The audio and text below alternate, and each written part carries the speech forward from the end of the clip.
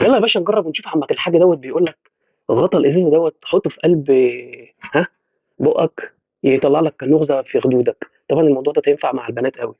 يلا بينا. بسم الله. ماشي.